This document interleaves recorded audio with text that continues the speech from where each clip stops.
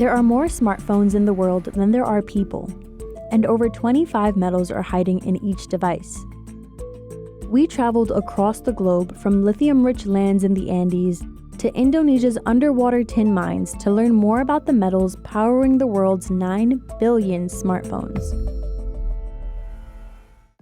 Scrappers in Australia have built a business removing gold from old electronics. Gold is durable and conducts electricity, so it's used to make circuit boards and cell phones. Everyone knows when Wade Cawley is coming through town. Family nicknames it Flash because it's red and it's electric and it buzzes around everywhere. Today, he's on his way to a local repair shop that puts aside devices it can't fix. They didn't really have a way of recycling things and they really wanted to. Over the past decade, electronic waste around the world has grown by at least 60%. As of 2019, it's over 50 million metric tons of trash every year. Wade works alone, breaking down tech with drills, screwdrivers, and... These are actually electric garden pruners, but I have repurposed them to be able to cut through cable. Doing this work comes with risks, but Wade takes precautions. So I have to put my respirator on to take these fluorescent tubes out because if they break, they contain mercury inside of them, which is obviously poisonous. After a few minutes of work, he finally uncovers the treasure he's after. So this is the main circuit board, and this is where all the gold and silver is in all the little black chips. Wade works to ensure that every part of a device is properly handled, even the hard-to-recycle plastic. Recovering the copper, gold, and palladium inside circuit boards is possible at massive recycling facilities, but it's expensive and requires corporations and consumers to properly dispose of their devices. Today, only about 9% of e-waste in Australia is formally collected. The US is only slightly better at 15%. So, unwanted tech piles up on the curb, waiting for treasure hunters to find it. Oh, there's another nice board. I envision that small recyclers and scrappers are going to continue to grow as a force both within the United States and a lot of other developed countries. Ernie Pietrick is a retired Navy captain who started scrapping in 2019. His YouTube channel, Shark Scrapper, is one of hundreds teaching people about this business. Every minute that you spend scrapping stuff down is eating away into your margin. And sometimes you might only make a couple bucks an hour on something. If you're just doing this as a one-person operation out of the back of your truck, you'd be better off to just go work at McDonald's. Scrapping doesn't really pay off until you can invest in heavy-duty equipment that can cost tens of thousands of dollars. When you put it on one of our shaker tables, the metals go one way and the waste goes another way. Jason Gaber comes from the world of underground mining, but now he sells crushers that can be used for e-waste. E-waste is going to be the richest ore of the future. For many, e-scrapping remains a side hustle, but for some of the world's poorest people, it's the only way to make a living. Every year, rich countries ship thousands of tons of e-waste to places like Delhi, India, a world capital of unregulated e-waste recycling. इस काम में थोड़ा बहुत तो risk है, लेकिन करना पड़ता मजबूरी में. Gulzar was 14 when we talked to him in 2023. He's one of about 50,000 people who scavenge here, mostly from piles imported from countries like the United States and China. Gulzar starts his morning selling breakfast at his father's food cart. After school, he heads to trash piles like this one to sort through old cell phones, computers, and video game controllers. Few people doing this work have access to gloves or other safety equipment. ऐसे खोलते हैं इसको तो ये लग जाता है और ये पत्ता जो है इसका ये सब लग जाता है हाथों में, कभी गदार. And to get at the valuable metals, many scavengers burn e-waste. That's a problem that experts say has long-lasting impacts on human health, including stunted growth, miscarriages, organ damage, and bone density loss. In 2021, India recycled a third of the 1.5 million metric tons of e-waste it produced, a recycling rate about twice that of North America.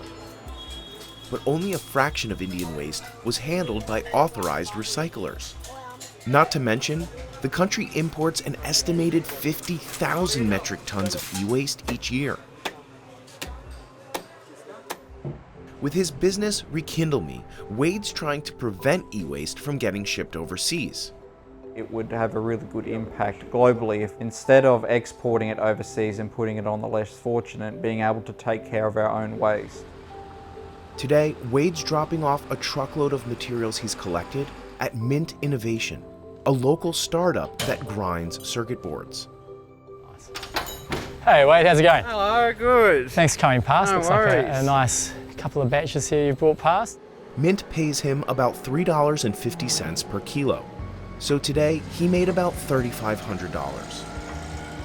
How much did you bring along today, Wade? 1 ton altogether. Typically we're going to get something like, I don't know, 250, 300 kilos of copper could be in there, and maybe anything from 100 to 200 grams of gold. We'll see where we get to with that.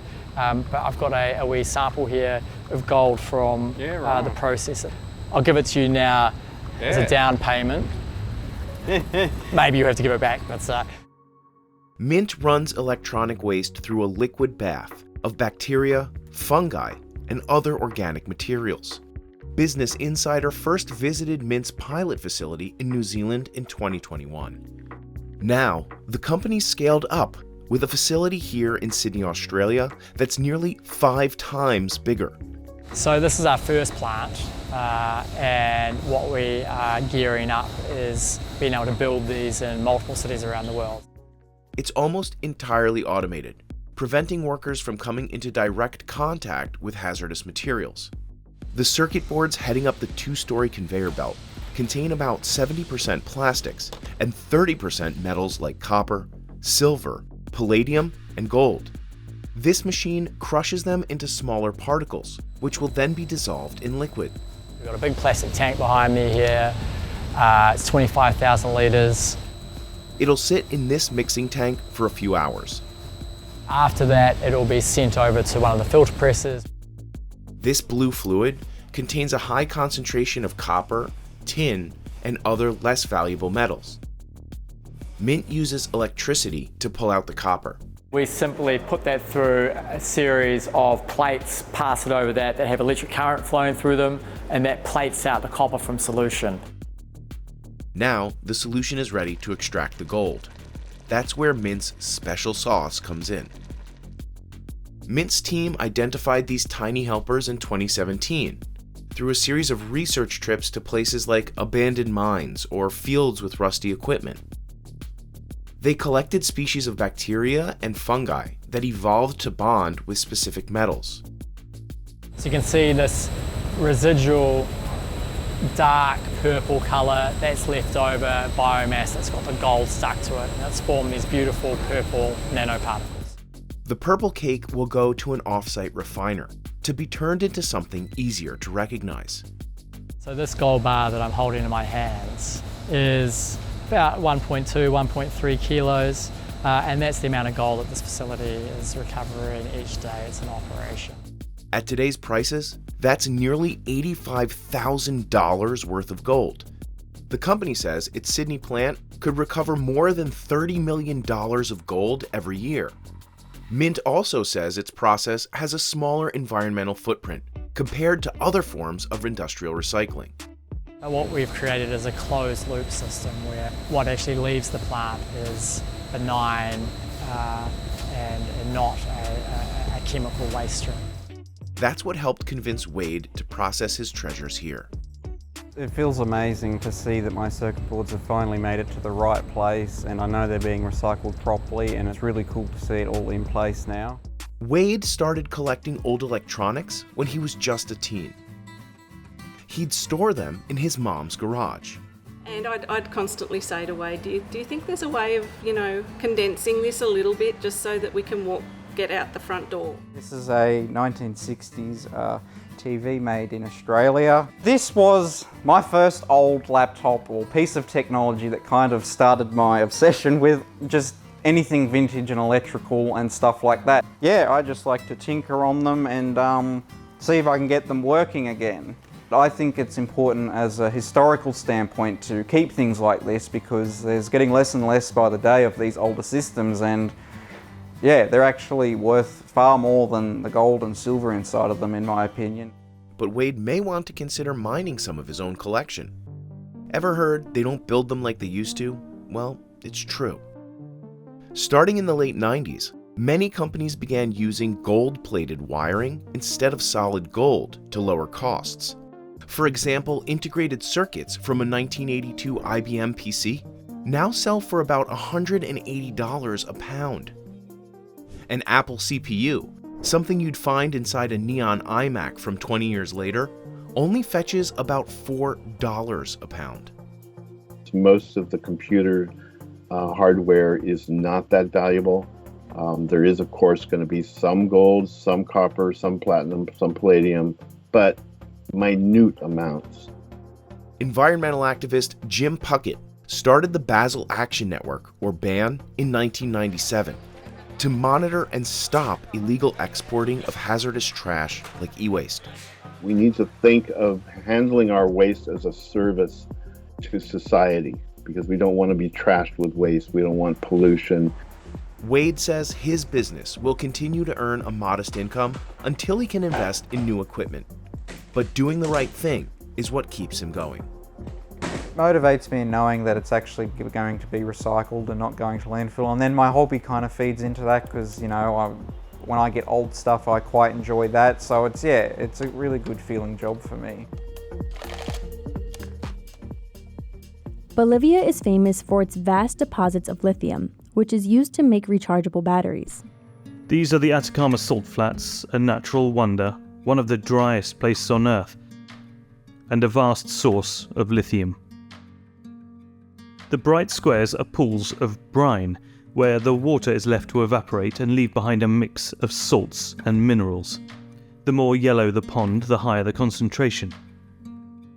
Al principio veíamos color de turquesa, donde tenían poco porcentaje de litio. Acá ya tienen un gran porcentaje de litio, ya sea. It can take more than 1,000 gallons of brine to produce enough lithium for just one electric car battery.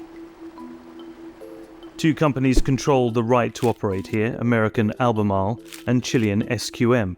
In 2021, Chile exported almost $1 billion worth of lithium carbonate, and satellite imagery shows just how that has transformed the landscape. It can take around 18 months for the brine to move through the series of ponds. The concentrated lithium brine is then processed into lithium carbonate, which is then taken to another factory near the coast where it is purified into battery-grade lithium. The two companies suck out enough brine to fill an Olympic swimming pool every 20 minutes. They also draw 32 gallons per second of fresh water from underground aquifers for use in the processing factories. That would fill an Olympic-sized pool in roughly 5 hours. It's no surprise that water usage is such a sensitive issue in one of the driest regions on Earth. Central Chile has experienced a mega drought since 2010, the region's longest on record. Brine is far denser than fresh water, and the two rarely mix, but regulators worry that pumping so much brine too fast will increase the risk of freshwater contamination. And lithium isn't the only thirsty industry here.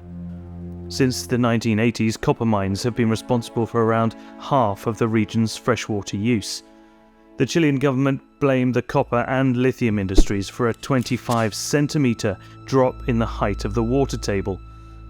The copper mines plan to switch to desalinated water by 2030.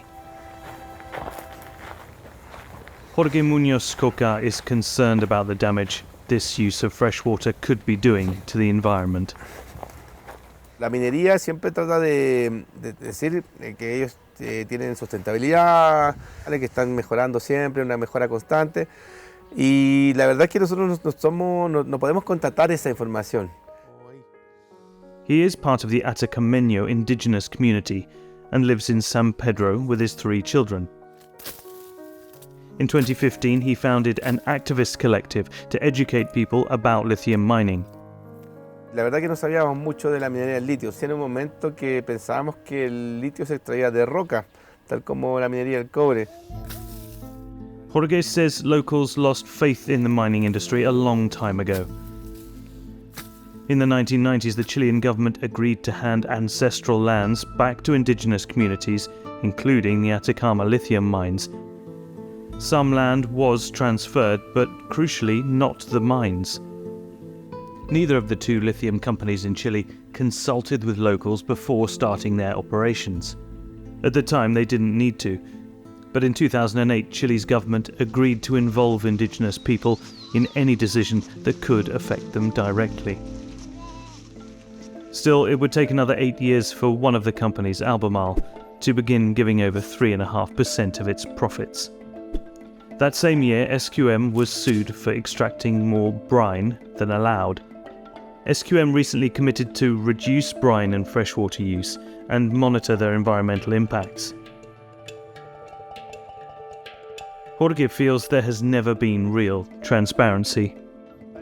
No es un relacionamiento comunitario real en donde tengamos a alguien de la minería, normalmente para poder decir nuestros pesares,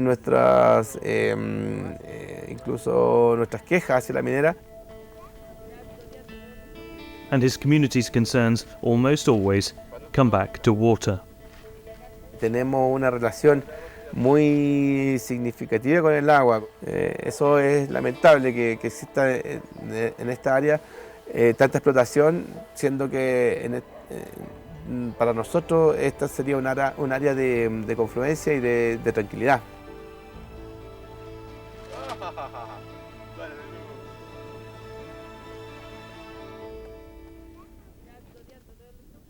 But demand for lithium shows no signs of slowing down. It is the ideal metal for batteries because it is extremely light and stores energy very efficiently compared to traditional batteries.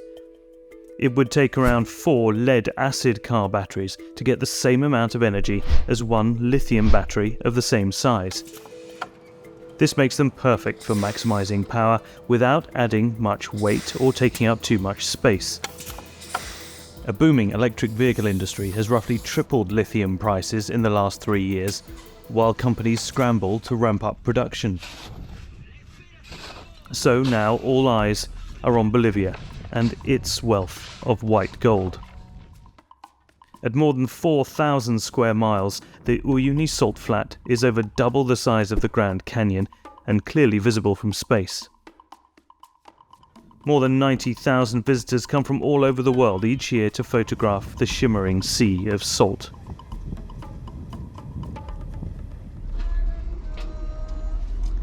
Antonia Cabrera moved here back in 2009. That was when Bolivia announced it would invest $900 million in the lithium industry.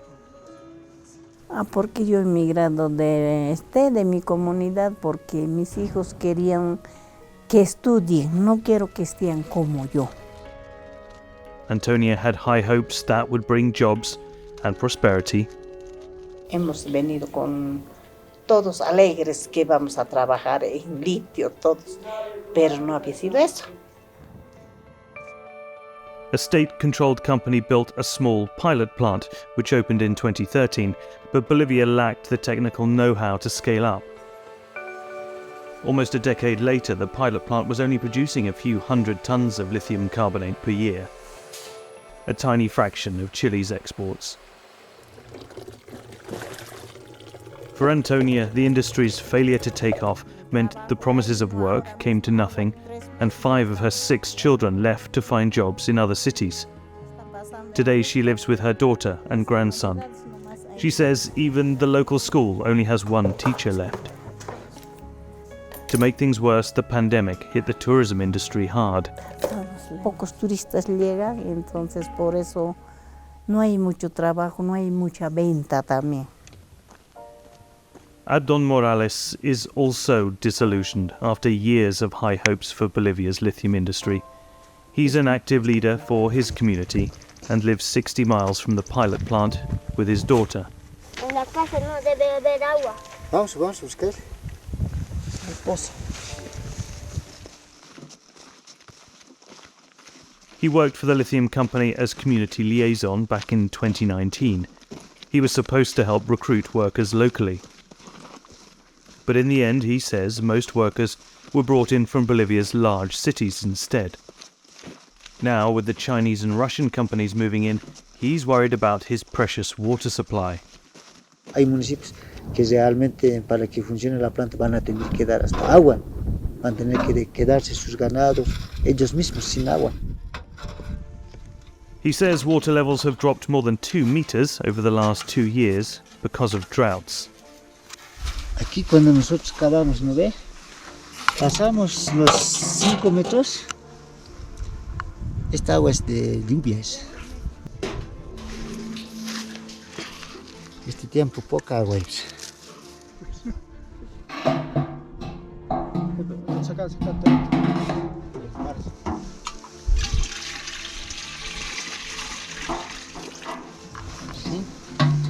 Abdon is not against lithium mining. He just wants any company that comes in to extract the metal to be open and honest. Ante todo, siempre el diálogo, ese sería el camino. Que ellos vengan a sincerarnos, a decirnos, esto es lo que vamos, esto es lo que necesitamos. Porque si ustedes no nos van a dar agua, estas plantas van a ser un elefante blanco. If you look at Bolivia's history, you can understand why local communities might be suspicious of international interest in their natural resources. Zoom out and you can see how, for more than 500 years, silver mining has left its scars on the landscape. It was the Spanish conquistadors of the 16th century who laid claim to what's now known to be the largest global silver deposit. An estimated 8 million enslaved miners lost their lives in the mines. Mercury, which was used to refine the silver, polluted streams and poisoned local ecosystems. These ancient mines have created untold wealth, yet the region of Potosí remains the poorest in Bolivia. The government is nonetheless optimistic for the next chapter of its lithium story. Almost $3 billion of investment from Chinese and Russian companies will build an array of new lithium plants, capable of processing an estimated 100,000 metric tons of lithium carbonate each year. The Bolivian government says that it will bring infrastructure and employment, but with the touted rewards come risks.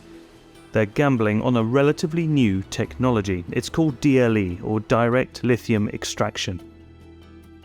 Instead of pumping brine to the surface and waiting for the water to evaporate, this method separates out the lithium using a range of filtration techniques. It can take only a few hours, but it's unclear how water or energy intensive the process will be. There are small operations testing this method in the US and Argentina, but it hasn't yet been proven to work at scale. For many Bolivians, this uncertainty breeds concern. We don't know what this agreement says. This agreement with the consortium, the Chinese consortium, says, and this is incredible because the natural resources are from all Bolivians, but we have not access with to this agreement. The agreement is closed. Just on the outskirts of Uyuni lies a stark reminder of what can happen if grand mining projects go wrong. The carcasses of over 100 trains lie in the sun, rusting away, some dating back to the early 20th century. The town was once a transport hub linking the Pacific coast with tin and silver mines of the high plains of the Andes. The industry and the local economy collapsed after the Second World War, and the trains were left to rot. The lithium industry here will need to promise a better future than that for local communities and the environment if it is to overcome doubts that it is anything more than a mirage. Also in Bolivia, miners search for silver, which is used to make circuit boards and touch sensors for phone screens.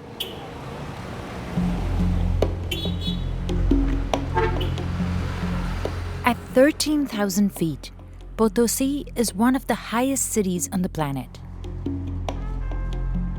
Cerro Rico, or Rich Mountain, towers over it. It made Potosí the wealthiest place in Latin America back in the 16th century. Today, it's one of the poorest. Luciano lives at the base of the mountain with his wife in a one-room house. There's no heat, just electricity and a stove for cooking. Luciano is semi-retired. But to make ends meet, he still mines once or twice a week.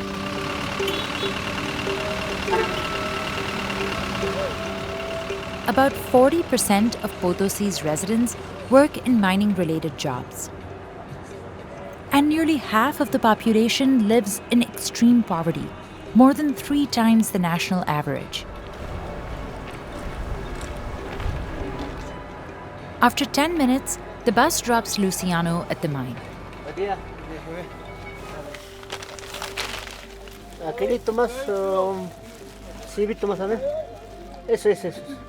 He stocks up on alcohol, and he buys coca leaves that give him energy.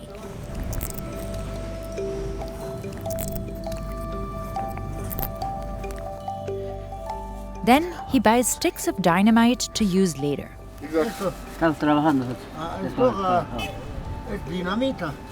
There are nearly 500 mines in here, but many are abandoned.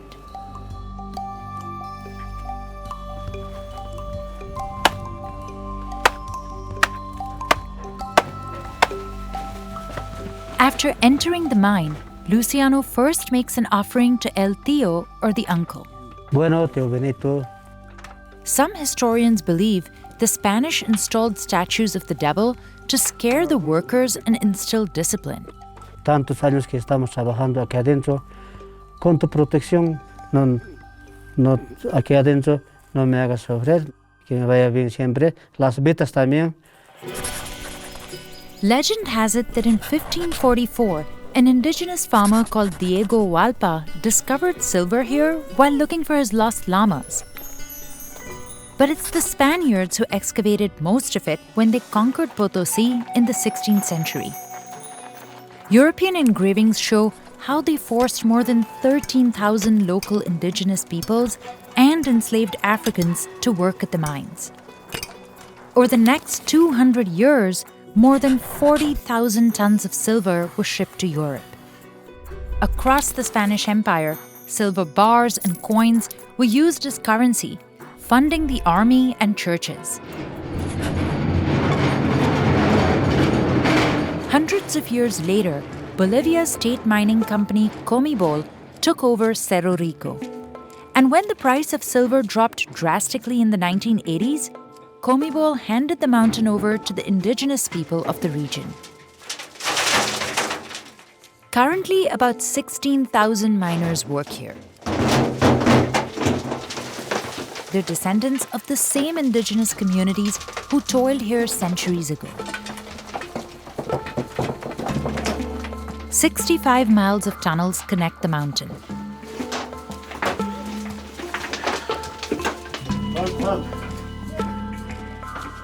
These rails were installed between the 16th and 19th centuries.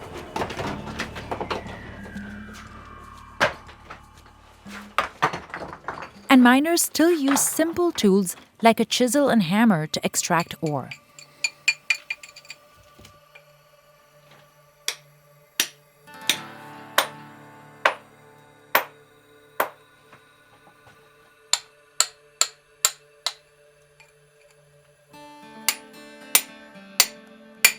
Otros trabajan con ancho, otros no. Yo no, caso de eso. Siempre será mis manitos, ¿qué será? Mis manos serán fuertes. Today, Luciano's chipping away at a vein of tin, which is black in color.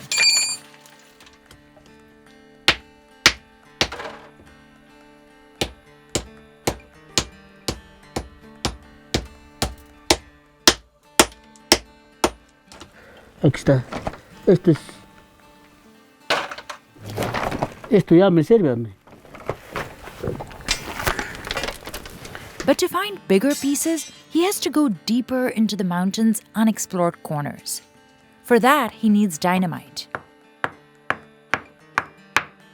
Si no hay esto, no recibimos no podemos sacar ningún trozo de mineral de esta piña. Entonces, esto voy a meter al agujero que está al huequito, ahí lo voy a taquear fuertecito. Entonces ahí va a reventar, lo va a botar a esta piña. Luciano has to act fast since he's competing with other miners. Por otro lado, con perforación al trabajo. Rápido lo pelean, listo, que tunean ahí pelean. He moves nearly 200 feet away after setting off the dynamite. Ya está. Workers collect the broken rocks into sacks that can weigh up to 90 pounds. An elevator pulls the minerals up to where the mining carts are.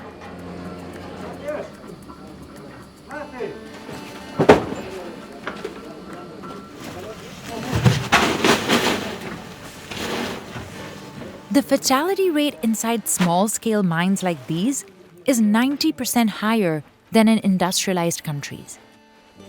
Fuertes que somos, no sentimos así por así, ni el dolor. Un poquito nos rasmillamos, no pasa nada, ya seguimos. Many miners contract silicosis, a deadly lung disease caused by constant exposure to dust. Usually after 10 years of working inside the mine. Luciano was hospitalized for over a year because of it. De todo ya lo siento, no estoy ya en mi cabalidad como antes, ya no trabajo. Tengo agitación hasta de mis vistas. Luciano is 52, but most workers don't live past the age of 40. Luckily, he gets health insurance because he's part of one of the many cooperatives that control the mines. Each co-op has anywhere from 50 to 1,000 members, and they're all indigenous.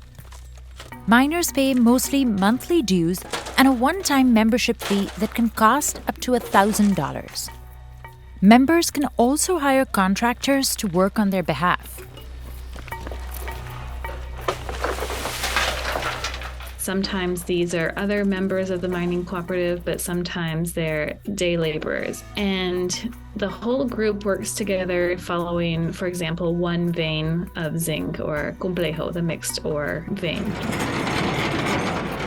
The biggest benefit of cooperatives is that miners can keep whatever they find. They could make a ton of money, enough to put themselves or their kids through school. Their children will still inherit their membership in the cooperative, but instead of actually going underground and mining themselves, they only hire out day laborers to work on their behalf. But day laborers aren't a part of cooperatives and don't get any benefits, only a daily wage as little as $10 US. Luciano can make about $70 on a good day, mining lead, zinc, or tin. These days, he rarely comes across silver. Most of it was exploited by 1825. But sometimes he can find traces of it in rocks. Ahí está la plata. Esto clarito está que decimos sí.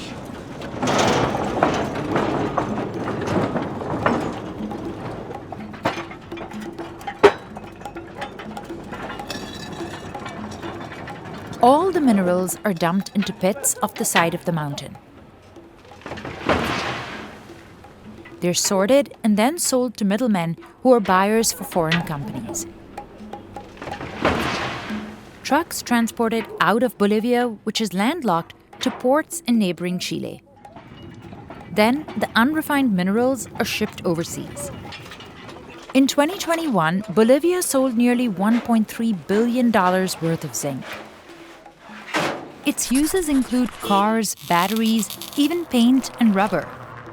Most of it ends up in South Korea, where it's processed at factories. In addition to refining zinc, they're also able to extract indium, which is a mineral that is needed for a lot of touchscreen and high-end technologies that is much more lucrative, the unrefined zinc that the Bolivians export. The Bolivians do not receive any money for the indium that they export. It's often treated as a flaw. While mineral exports keep Bolivia afloat, decades of excavation have destabilized Cerro Rico. Now, it's slowly sinking because of mining at the very top. It's incredibly dangerous to be mining in the tip of the mountain because cave-ins are so increasingly common there. But it's also one of the places where there is the most remaining mineral, and so a lot of people are willing to take very high risks. In 2014, a presidential decree was passed to stop excavation above the 14,000-foot mark. But several cooperatives did not sign the agreement. Now some experts say Cerro Rico is like a piece of Swiss cheese with many holes in it. The cooperative miners aren't coordinating where they're going to go, what vein they're following, and so you can have a lot of structural problems that develop in the mountain when two miners are working quite close to one another, both following separate veins, but not leaving enough rock there to hold up the tunnel for anyone else who comes after. State mining company Cobalt is in charge of keeping the mountain structurally safe, even though it doesn't own the mines. Para bolivianos pues, es un monumento. Desde hace años, el Cerro Rico está pues en el escudo nacional. Gregorio Socaño Coro is a technician for Cobalt. Today, he's overseeing a project funded by the Bolivian government to fortify parts of the mountain. They're pumping cement into the peak to stabilize the shaky rocks. Nosotros estamos haciendo lo que es relleno seco de emergencia para evitar los deslizamientos laterales para que no se engrande el diámetro de los hundimientos. Gregorio wants Cerro Rico to continue to be a source of pride for Bolivians. But today, it is an endangered World Heritage Site. And the livelihoods of thousands of locals are at stake. Bueno, los mineros en el interior del Cerro Rico trabajan casi los 24 horas. Es sostén económico para Potosí.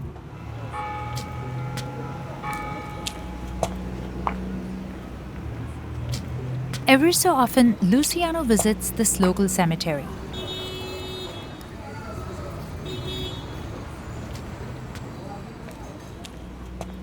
Aquí está solo de una cooperativa, todos los mineros que están, mis primos de mis pueblos, los ex trabajadores. Today, he's paying his respects to his late cousin, Zacharias. Buen trabajador, buen pero por esto todo hacer este compañero me ha enseñado a mí trabajar como. Zacharias es la hermano, primo, protéjame.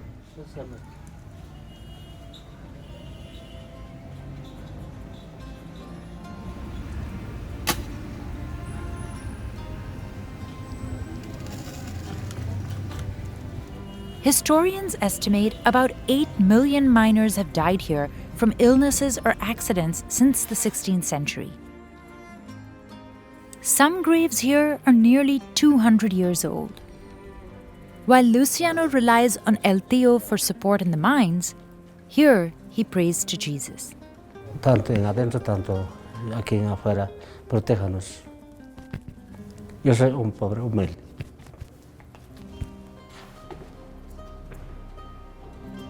Meanwhile, Cerro Rico continues to loom over the city, a source of pride, fear, and sorrow for Bolivians.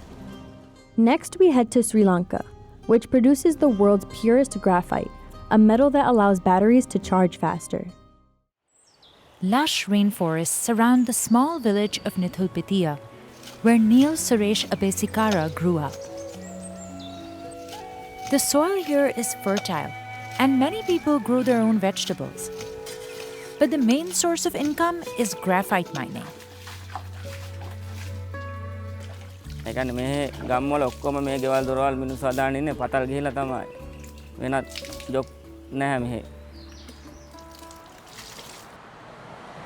One of the country's oldest graphite mines, Kahatagaha, is about a mile away. This elevator is what Neil places his trust in when he goes 2,000 feet underground.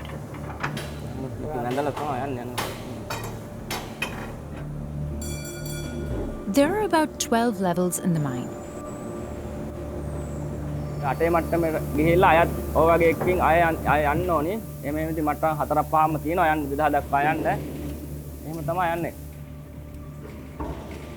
It takes Neil about 15 minutes to get to the base. Down here, it's almost 100 degrees Fahrenheit.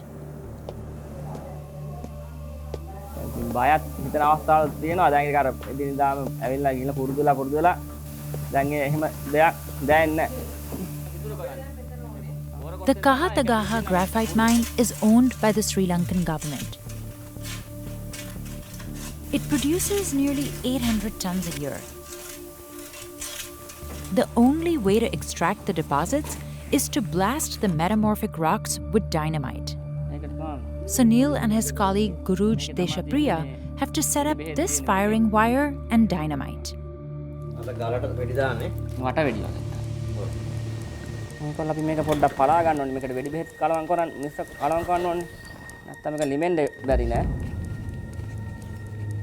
They secure the ends with old papers. Then, Neil uses a drill to inject fluid into the walls, which helps stabilize them.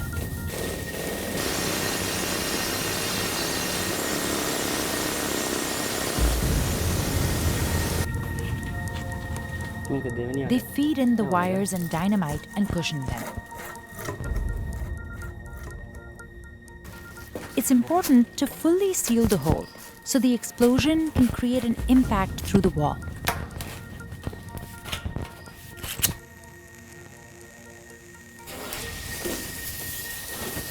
They light the dynamite and move almost 1,000 feet away.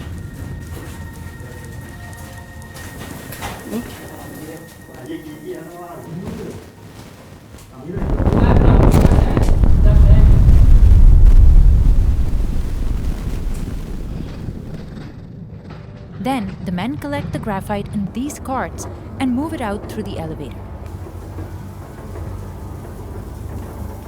But if there's a power cut, things can get dire.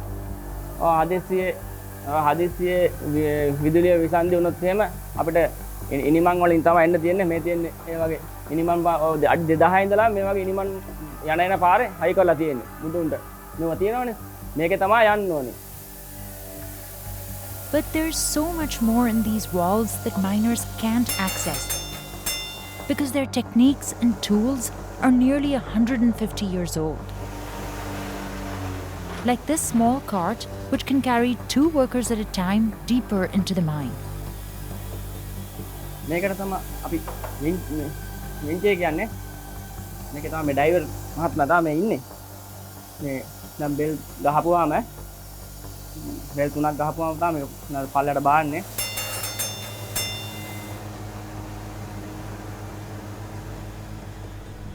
Graphite mining in Sri Lanka can be traced all the way back to the 17th century.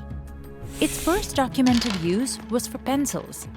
But by the early 20th century, British colonizers were mainly using it to make bombshells and cannonballs. Back then, there were nearly 3,000 graphite pits in the country. But demand for Sri Lanka's graphite dropped when World War II ended. Then, in 1971, the government nationalized the sector, and that led to even more neglect.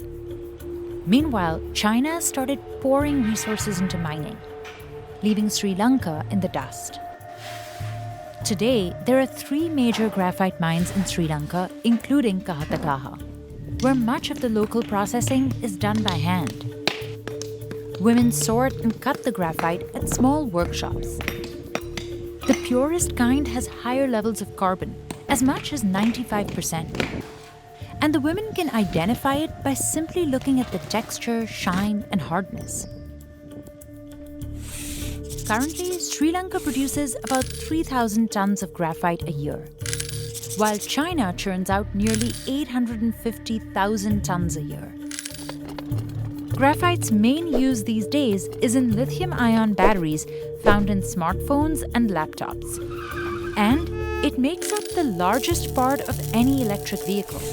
EV batteries have a positive side and a negative side, and graphite is that negative side. The mineral is highly conductive, resistant to heat, and can store energy for a long time, making it ideal for EV batteries. That industry is expected to triple from $56 billion this year to $187 billion by 2032. When you're looking at millions of vehicles being produced every year, you're going to need quite a lot of graphite to do that. To keep up with demand, China is also making synthetic or artificial graphite. Manufacturing it is more expensive and harmful to the environment. Now, China is controlling who can buy this critical mineral. The government recently started requiring companies that export it to apply for a license first. And that would allow them to block some foreign buyers from countries like Japan, South Korea, and the US, which gets a third of its graphite from China. Experts say it's a power play as the two countries compete for dominance. China could use this to pressure the US on an array of political issues, from the control of Taiwan to the South China Sea. So now the US is looking into other sources. And that could be Sri Lanka's chance to step up. Companies like Ceylon Graphite are testing the material for lithium-ion batteries and have seen positive results. It's absolutely a huge opportunity for Sri Lanka to take this material, this unique natural advantage that the country has. But graphite from Kahatagaha is mostly used to make steel and lubricants. Neil says at one point, 1,000 people worked here. Today, it's less than 60. One reason is that wages are low.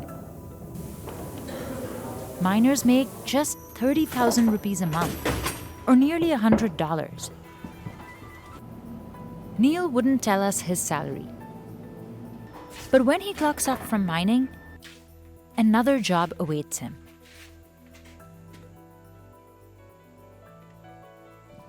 He also sells vegetables that he grows in his garden.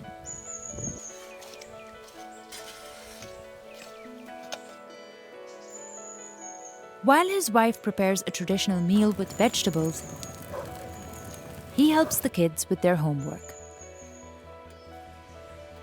He only finished high school, but he has bigger plans for his sons. The oldest is learning Korean and wants to study abroad. Neil hopes he can make it happen so that graphite mining is not the only option for yet another generation.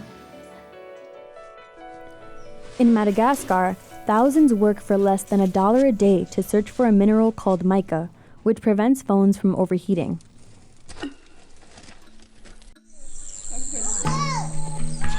Razanat Sara lives in Antravy, a small village about 10 miles away from the mica mine. She started mining after her husband died 2 years ago to support her family.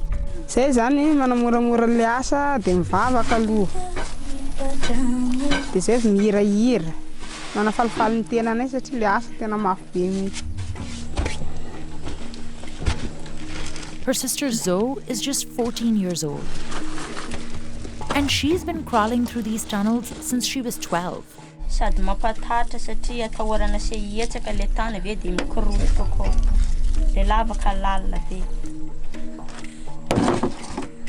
Some tunnels can be 500 feet deep, the height of a 50-story building. In here, mica shines through the dirt everywhere. Miners started extracting it in this region in the 1970s. Fa io zany mbola vato nangadinjareo voaloha mbola tsy nahita ninina mihitsy ary. Fa nisy zany niala-drano fa mbola tsy fantatra hoe na lafo vidy na tsy lafo vidy. Stabbing at these walls with a chisel can destabilize them and trigger landslides. Satria mipoka vato anao dia mipitika any anaty maso. Dia raha tena mipoka mafy anao dia tahoratra dia motsaka ny tany. And temperatures inside can reach over 100 degrees Fahrenheit. Eo amin'ny adiny roa eo. Adiny roa dia miakatra kely aloha maka aina fa reraka be reraka aloha sandry tanany dia miakatra kely aloha. They also showed us their cuts and bruises from mining.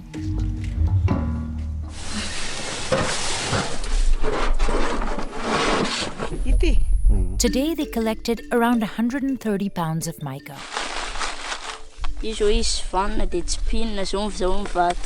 make about $3 from selling this load. And even that money has to be shared. Le vola zany tokony tsy hoe za titena. Le vola zany tokony mba hoe tsy mizara. Fa mizara tsy maintsy mizara iny dia. Many families here had never worked in the mines before. They were mostly farmers, growing rice, corn, or cassava. But in the last few years, a crippling drought has hurt the agricultural industry.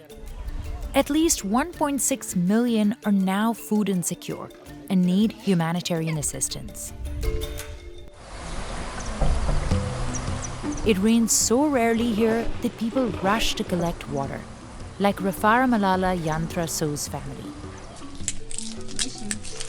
They used to grow crops in the town of Menaloha. Voanjo dia mangahazo dia vary. Ilo zao ny asa. This land where she mines officially belongs to the government, but no one stops locals from digging. Tsy mba rahafahafa ny fandananay ato e. Mandady. Any ianao? Ty. Tony zao fa izy ty. Dia tony atony. Mafy be raha tsy afaka ny vato. There's little oxygen inside. And hammering stirs up clouds of fine mica dust. The toxic particles can cause a deadly lung disease called silicosis. Ilaina mintsy fa ny raha tsy isy dia tsy maintsy miaina amin'ny zava-misy. Amin'ilay mipoka peg sy ny amin'ilay tanana tahorana maratra amin'ilay vato dia ilaina daholo izy zany. Mama now! Even though the Ministry of Mines and Strategic Resources oversees the industry, pits often operate without permits, and miners say they have little support. Mbola tsy nanome fanampiananay taty mihitsy avy ny fanjakana. Mbola tsy isy mihitsy. We reached out to the country's mining ministry for comment, but did not hear back. After a long day of work, Rafara Malala says her whole body hurts. Mintsy mandreraka be fa le familomantena dia tsy maintsy. Le zaza tsisy hoanina dia tsy maintsy manao foana. But just like Razanat Sara, she barely makes enough to get by. Ny azo le vola isan'andro zao dia vary fotsy. Vary fotsy sy ny kafe sy ny siramamy. Ny sira, ny petrol.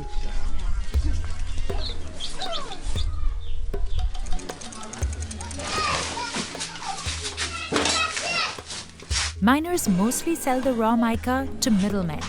Some of them have no idea what it's used for. Tsy fantatro mihitsy zay anaovana ananjy fa izy eto foana ny haiko hoe misy mividy dia mivarotra za. Fa tsy haiko hoe anaovana inona na anaovana inona ilay izy. They sell the mica to companies that process it overseas. 87% of it goes from Madagascar to China. This specific type is prized for being a great insulator.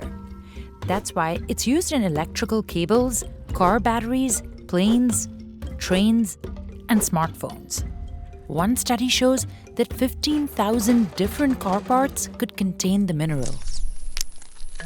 And Madagascar made about $11 million in 2021 from mica exports.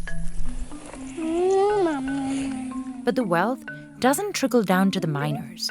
Rafara Malala's 3 children, all under the age of 16, work here too.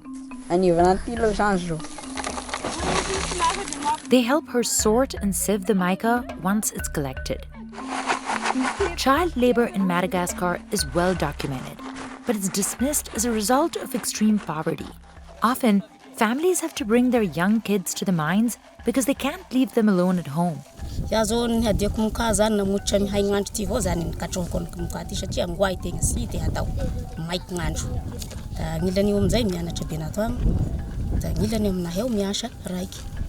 At least 11,000 children work in the country's mining sector. But experts say that number is probably much greater after 4 years of drought.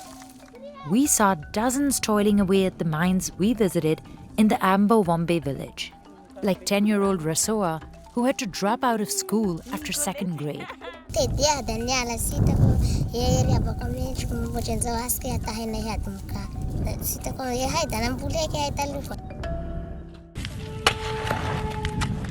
Child labor is not just a problem in Madagascar.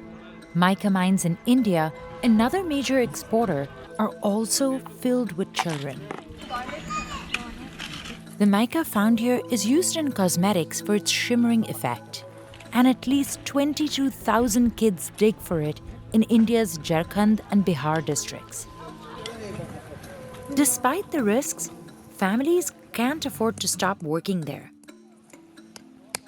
So nonprofits like the Responsible Mica Initiative are trying to empower them by providing education and access to better healthcare. It is also hoping to create a responsible international supply chain by trying to eliminate child labor at these mines. But that can be tricky.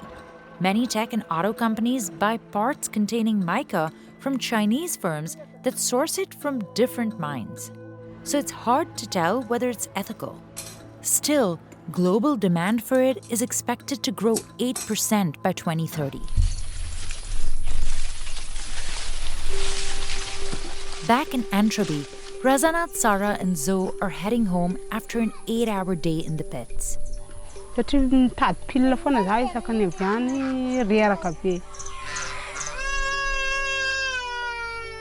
She has 2 young daughters, so she needs this job, especially during the drought.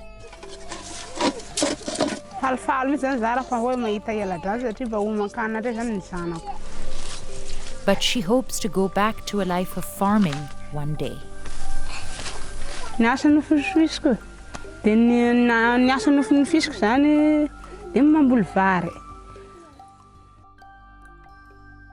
In Indonesia, miners free dive to collect tin from the bottom of the ocean.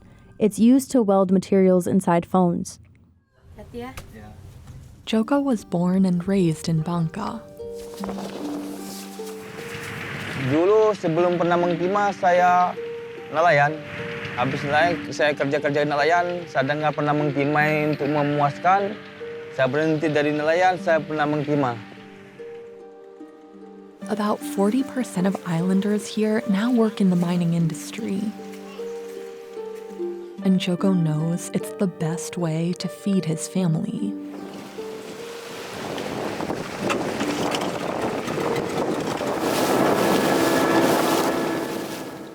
The pontoons form what looks like a small floating village. But each float has its own mobile crew. Today, the water is choppy and there are no life vests on board. All he has are these goggles and a basic snorkeling cap. Even just reaching the seabed is a challenge.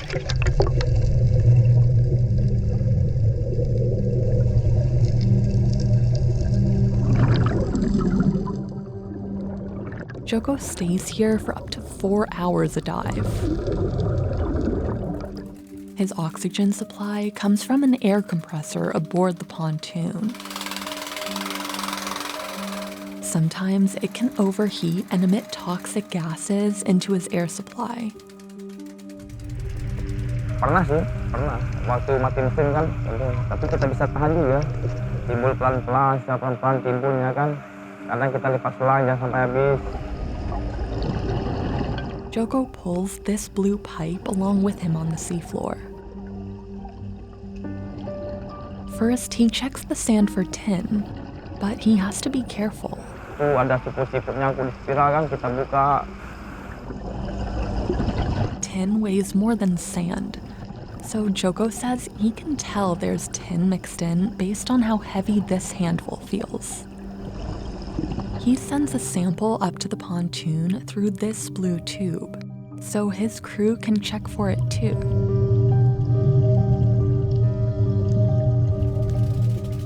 When his colleagues see it, they send a signal down to Joko by bending his oxygen tube, momentarily cutting off his air supply.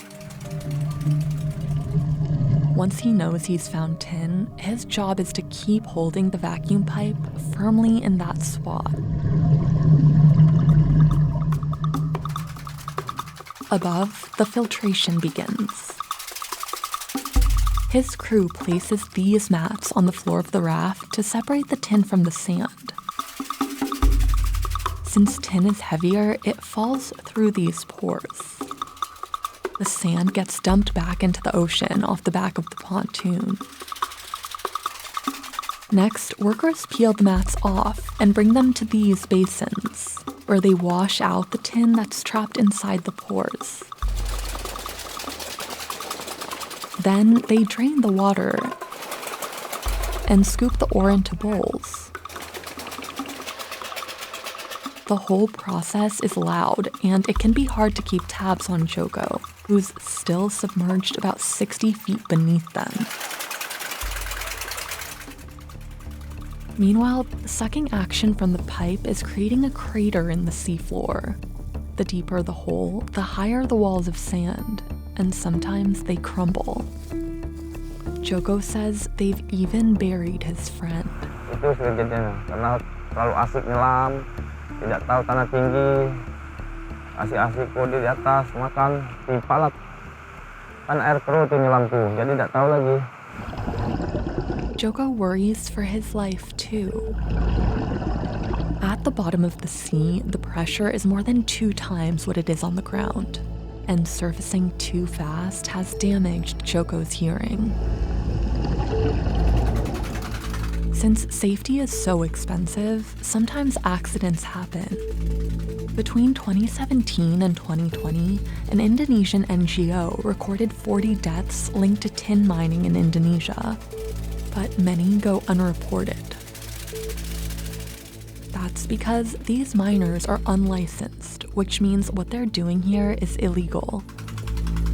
Local police go after them, but miners say they are mostly looking for bribes. 90% of the country's tin mining territory is controlled by PT Timah, a state-owned company. The government also grants licenses to small independent crews who work on pontoons. Getting those permits, though, means having a modern vacuum system that attaches to the seabed on its own and doesn't require miners like Joko to dive to the bottom of the sea. But pontoons like that cost 6 times more than what Joko works on.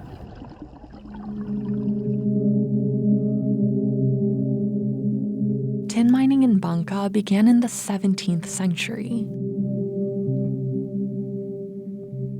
Hundreds of years of digging has created moon-like craters on this once tropical landscape.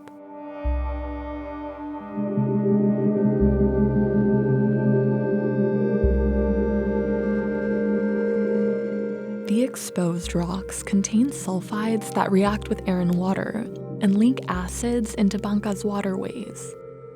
Massive toxic lakes like these are everywhere. Now, 16,000 tons of tin are left on land, But PT Tima estimates that about 265,000 tons are still in the ocean. So miners have moved to the sea. Itu kalau kita nambang, kalau ada ombak besar, dia jadi ke atas. But offshore mining is killing fish in these waters. A local NGO found that mining at sea has damaged about 13,000 acres of reef around the island. Locals say that 8 years ago, they could fish within a 4-mile radius of the island. Now they have to travel at least 17 miles to catch enough fish to make a living. PT Tima did not respond to our requests for comment. The 4 men work on the pontoon for 11 hours, taking just a short break for lunch. At the end of the day, they divide the tin among themselves. Joko takes the most because his job is the riskiest. But he still makes only $13 a day. That's why he can't afford the protective gear most deep-sea divers use, like a pressurized helmet that costs around $2,000. He sells his tin on the black market to middlemen like Nasrin, who buys it for 10% below the standard rate. Kebetulan kita nggak ada izin. Kalau ada penambang dari laut atau di sekitaran sini mau jual timah, kita beli dengan harga sesuai cek-cekannya gitu. Kebetulan di daerah wilayah tambang sini timah itu banyak tiling, Bu, dari tiling bekas kapal-kapal, jadi agak banyak buangannya. So Nasrin has to refine the tin.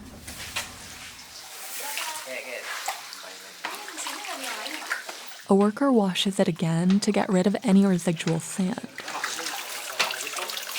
Now, this is the tin Nasrin can actually sell. Workers then heat these metal platforms over an open fire. Then they pour the tin onto this blazing hot surface to evaporate any residual water. When workers inhale these fumes, particles of tin can enter their lungs and over time affect their breathing. Once the tin is dried, workers gather it up into sacks. And then it's sold to smelters who extract the metal from its ore. Tin is used in everything: phones, food cans, cosmetics, paints, and even fuel. But recently, Joko has been struggling to get a good price because government regulations have made it harder to find buyers for his product, which is considered illegal.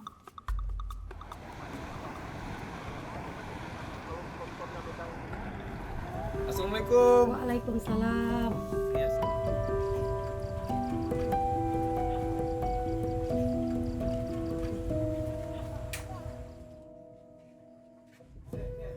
Today, Joko says he makes barely enough to feed his wife and 4 children. Kalau sekarang harga timah harga turun lagi aja begini, saya sih ya sesyukur-syukurnya sepandai-pandainya kita untuk menyimpan uang. Sampai kita cicil, kita makan seadanya, makan sayur, atau makan ikan saja, atau kita makan Indomie. Wah, sepandai-pandai kita lah. Kalau saya nggak bekerja, penghasilan sih kalau untuk istri saya nggak ada. Itu satu-satu istri saya, harapan saya. Kalau saya nggak kerja, itu pun nggak makan. But he says they're enough to make him conquer any fear. And his reason to get up the next day to do it all again. Rasanya sih panik, nggak enak. Kok bisa begitu, macam mana pesan? Tapi apa membuat kita ada tanggung jawab untuk anak istri kita kerja aja profesi kita sebagai penambang timah. Pokoknya sampai timah ini habis. Kalau ada menambang, kalau timah masih ada, kita masih bertambang terus.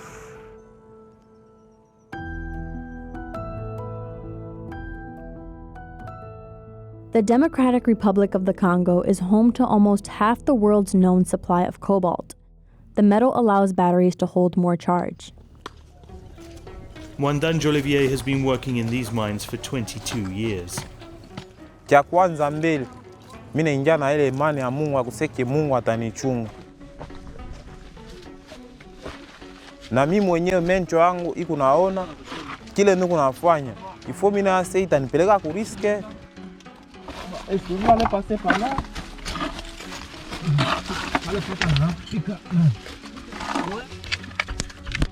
Oh là là. Tenez ça maintenant à la main. Wow, wow, wow, wow, wow. Hapa hivi njoo kwa taki. Hii yote unaona hivi ni maproduit. Ni maproduit hivi. Unaona? Hii yote hii ni maproduit. Mwandanj and a team of 3 others work here. They cut chunks of ore from the walls Njoo produit, njoo Cobalt hii. and later haul their load back up to the surface. Miners take the rocks to a local depot where they are assessed and weighed. Mwandanj can earn between $200 and $300 a week. The price can change on a daily basis, depending on the value of cobalt on the global market. He says he makes enough money to support his family. Niko na batoto 8, batoto wangu banafundaka, batoto wangu banakuraka, donc artisanal njo muletoka shina ku société.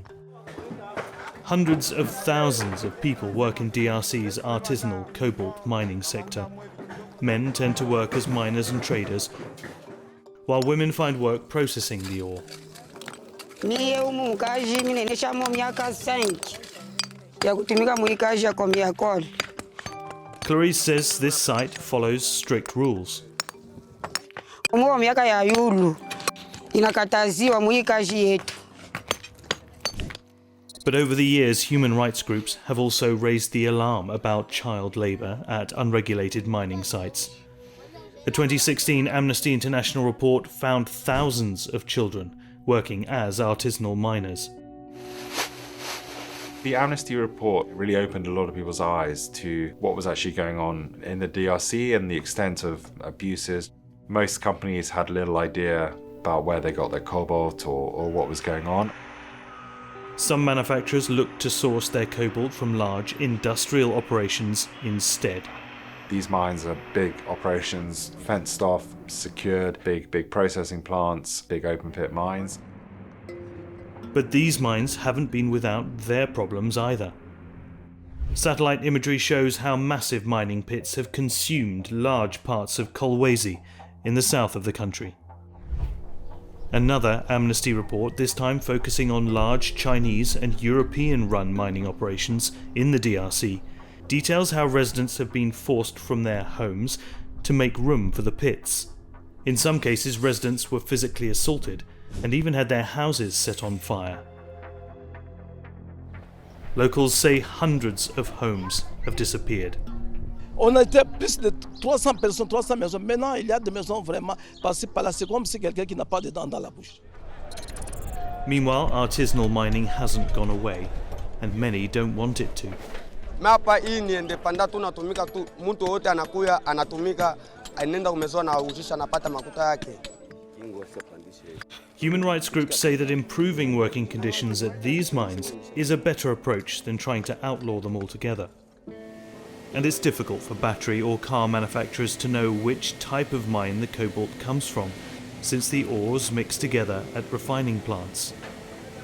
Almost all of the DRC's cobalt ends up in China, where it has helped put around 14 million EVs on its roads, way more than Europe and the US. In fact, the DRC has a long history of foreign countries benefiting from its riches. Over 100 years ago, Belgian colonizers scoured the vast country for its mineral wealth. Ces prospecteurs belges cherchaient de l'or. Ils trouvent au Katanga de fabuleux gisements de cuivre, d'étain, de charbon. Later, other Western powers relied on the country for minerals used in military aircraft. Without strategic materials, and by strategic materials I mean ones like cobalt, we really couldn't make a jet engine. Today, the metallic element is used in things like paints, alloys, and batteries. Conventional combustion engine vehicles don't use any. The mining boom, driven largely by EVs, has transformed the DRC's economy as well, but the majority of Congolese people are not feeling the benefit of the country's mineral riches. Economists call it the resource curse. We've seen countries who have been blessed with natural resources that often it's elites that benefit. You get these booms where they're actually more destructive than beneficial. That's partly because minerals like cobalt gain value as they move through the supply chain, from ore to refined metals to batteries. It's difficult for many resource-rich countries to have the infrastructure, the energy, the chemicals, etc. that's needed to produce processed products. Those same mines also hold copper, which helps make smartphone wires, connectors, and EV batteries. Last year, the DRC produced a record high. At this open pit site near the city of Kolwezi, tens of thousands of independent artisanal miners dig out copper for just $3.50. That's less than the daily minimum wage. Meanwhile, copper prices are close to all-time highs of nearly $5 a pound. The men spend nearly 12 hours a day sifting through and filling their bags with rust-colored rocks. This raw copper will be sold to middlemen, many of whom are Chinese. In 2008, the DRC government struck a $6 billion deal with Chinese state-owned firms, allowing them to jointly run some of the country's copper and cobalt mines. In return, Chinese investors promised to pledge $3 billion to upgrade the DRC's infrastructure. But as of 2023, one report said China had spent less than a third of that. Critics raise suspicions of corruption and a lack of transparency. Énormément de discours sur les richesses, mais en réalité les gens vivent dans la pauvreté. Alors on se demande si